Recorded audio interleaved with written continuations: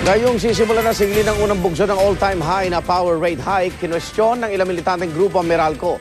Dasa na raw ang halagang dapat na i-refund na sa mga customer noon. Saksi si Julius Segovia.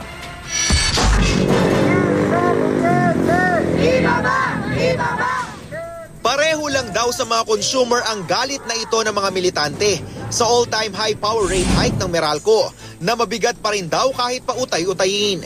Sumbat ng ilan sa kanila ang bilis maningil ng Meralco pero di pa rin na ibabalik ang bilyong-bilyong pisong dapat i-refund sa mga customer nito. Pag nag-increase, automatic recovery ang pamamaraan no? Pero pag kailangan mo nang magbaba ng singil, katakot-takot na legal proceeding. Ang tinutukoy ng bayan, ang singil sa line loss o kuryenteng nawala mula sa mga power generator habang sinusuplayan nila ang mga distributor gaya ng Meralco. Iniutos na ng Energy Regulatory Commission sa Power Assets and Liabilities Management o PISAM na namamahala sa Napocor ang nasingil nitong 5 billion pesos sa line loss sa Meralco para maibalik sa mga consumer. Sabay kasing naningil nito ang Wholesale Electricity Spot Market o WESM sa Meralco mula 2006 hanggang 2008. Pero dahil hindi pa sumusunod ang PISAM, hindi rin maibalik ang singil sa Meralco.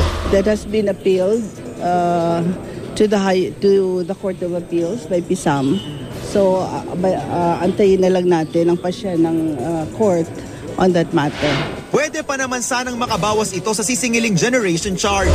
Tinitingnan ng ERC yung issue ng offsetting kung po pwedeng i-offset ng Meralco doon sa bayarin niya sa PISAM. Pero may mga refund naman na naibalik na raw sa mga residential customers. Tulad ng 30 billion peso overcharge sa income tax mula 1994 hanggang 2003 na pinabalik ng Korte Suprema.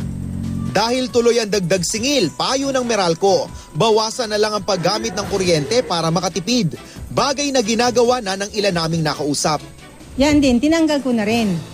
Para hindi na rin magsindi na nga ng ilaw kasi masyadong marami na. Ako si Julius Segovia, ang inyong saksi.